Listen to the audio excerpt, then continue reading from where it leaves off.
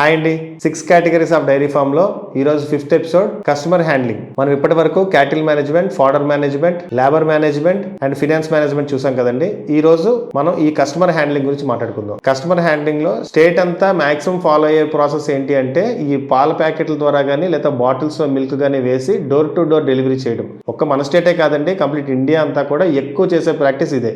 అయితే మన ఫామ్ లో మనం ఏం చేస్తున్నాం అంటే మిల్క్ తీసిన వెంటనే కస్టమరే మన దగ్గరకు వచ్చి పాలు పట్టుకెళ్లేలాగా మనం పెట్టుకున్నాం. అందుకే 2 కిలోమీటర్స్ రేడియస్ లో మాత్రమే మనం మిల్క్ ఇస్తాం. ఇది మనం ఫస్ట్ నుంచి చేస్తున్న ప్రాక్టీస్. ఇది ఎందుకు పర్టికులర్ గా ఇలా చేస్తున్నాము అంటే నేను చాలా సార్లు చెప్పాను దట్ పిండిన పాలు పిండినట్టు 2 గంటల్లో ఇంటికి తీసుకెళ్లి వాడుకోవడం అనేది మన టార్గెట్. కాబట్టి అయితే ఇందులో మెయిన్ చూస్తున్న బెనిఫిట్ ఏంటి అంటే ఎక్స్ట్రా డెలివరీ ఛార్జ్ మేము వేయక్కర్లేదు. డెలివరీ కరెక్ట్ గా జరుగుతుందా, మధ్యలో ఎక్కడైనా మిల్క్ స్పాయిల్ అవుతుందా, లేకపోతే కల్తీ అయ్యే ప్రాసెస్ ఉందా అనేది మేము అవసరమే లేదు. సో పిండిన పాలు పిండినట్టు మా కళ్ళ ముందు కస్టమర్స్ పట్టుకెళ్ళిపోతున్నారు కాబట్టి we are very very comfortable and also happy. అయితే ఒకే కమ్యూనిటీ నుంచి ఒక 20-30 మెంబర్స్ వస్తున్నప్పుడు సార్ మేము అంతా రావడం కంట మీ దగ్గరకు వచ్చి ఒక పాయింట్ పెడితే బాగుంది కదా అంటే ఆ ప్రాక్టీస్ కూడా మేము చేసామండి. మేము మా ఫామ్ దగ్గర 85 రూపీస్ కి లీటర్కి ఇచ్చిన దాని మీద ఒక 3 రూపీస్ వేసుకొని మేము ఫస్ట్ డెలివరీ స్టార్ట్ చేస్తాం. ఆ తర్వాత వర్కౌట్ అవ్వట్లేదు అని చెప్పి ఇంకో 2 రూపీస్ ఎక్స్ట్రా చేస్తాం. అలా ఒక 5 రూపీస్ ఎక్స్ట్రా మేము పెట్టుకున్న డెలివరీకి it's not at all working. మాకెందుకో మా వరకు మాకు డెలివరీ సిస్టమ్ అనేది వర్క్ అవ్వలేదు. ఒకటి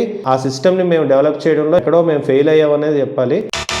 ఫ్యూచర్ లో మేము ఇంకొక ఫామ్ పెట్టినా అక్కడ 2 కిలోమీటర్స్ రేడియస్ లో మాకు కస్టమర్ బ్యాంక్ ఉందా అని చూస్తాం తప్ప ఇక్కడ నుంచి ఒక కొన్ని కిలోమీటర్స్ ట్రావెల్ చేసి కస్టమర్స్ కి ఇవ్వాలి అనేది మాత్రం ఎందుకో మా మోటోలో కూడా లేదు. అండ్ మేము చేసినా సరే అది ఫెయిల్ అవుతున్నాం. అందరికీ ఇది వర్కౌట్ అవుతుందని కాదండి. హీల్ సిటీ మేము సిటీలో ఇన్స్టాల్ చేస్తున్నాం కాబట్టి మాకు ఇది వర్కౌట్ అవుతుంది. బట్ రూరల్ ఏరియాస్ లో ఫార్మ్స్ పెట్టే వాళ్ళకి 100% వాళ్ళు మిల్క్ ని కొన్ని కిలోమీటర్స్ బయటకు వచ్చి టౌన్ కో సిటీకో ఇస్తే తప్ప వాళ్ళకి డెలివరీ సిస్టమ్ అవ్వదు. అయితే డెలివరీ చేస్తున్న వాళ్ళ ప్రైస్ వర్కౌట్ అవుతుంది, మీకెందుకు వర్కౌట్ అవ్వట్లేదు అంటే మేము సిటీలో ఇన్స్టాల్ చేయడం వల్ల ఇక్కడ మాకు రా మెటీరియల్ గానీ లేదా మెయింటెనెన్స్ ఛార్జ్ గానీ చాలా ఎక్కువ. సో దాని వల్ల మేము కస్టమర్ కి డైరెక్ట్ గా ఫామ్ లోనే ఇవ్వడం వల్ల అంతో ఎంతో మాకు వర్కౌట్ అవుతుంది. ఇంకా కస్టమర్ కి మేము ఎలా హ్యాండిల్ చేస్తామంటే నేను ఆల్రెడీ చెప్పినట్టు 1 మంత్ అడ్వాన్స్ తీసుకొని వాళ్ళకి మిల్క్ ఇవ్వడం స్టార్ట్ చేస్తాం. ఆ మంత్ లో వాళ్ళు ఎన్ని లీటర్స్ మిల్క్ వాడారో ఒక్కొక్కరు ఒక రోజు లీవ్ పెట్టచ్చు, ఒక్కొక్క రోజు ఎక్స్ట్రా పట్టుకెళ్ళొచ్చు. సో ఆ మంత్ బిల్ ఎంత అయిందో చూసి ఆ నెక్స్ట్ మంత్ వాళ్ళు పే చేసేస్తారు. అలా ఎవ్రీ మంత్ మనం బిల్ పే చేయించుకొని ఎప్పుడైతే వాళ్ళు ఇక నుంచి ట్రాన్స్ఫర్ అవ్వడమో లేకపోతే మిల్క్ అక్కర్లేదు అనుకోవడము ఇలాంటి డెసిషన్స్ తీసుకుంటున్నప్పుడు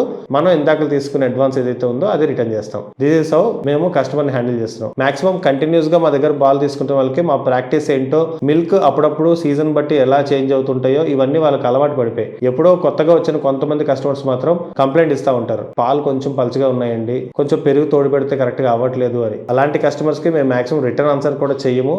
బికాస్ మీరు మరగబెట్టిన వెసెల్ ఆర్ ఎనీ ఇష్యూ వల్ల కూడా ఆ ప్రాబ్లం రావచ్చు అని మేము డైరెక్ట్ గా వాళ్ళకి ఏం చెప్పం. ఈ ప్రాబ్లమ్ ని కేవలం కొత్త కస్టమర్స్ లేదా అప్పుడప్పుడు తీసుకుంటున్న కస్టమర్స్ మాత్రమే కంప్లైంట్ ఇస్తారు.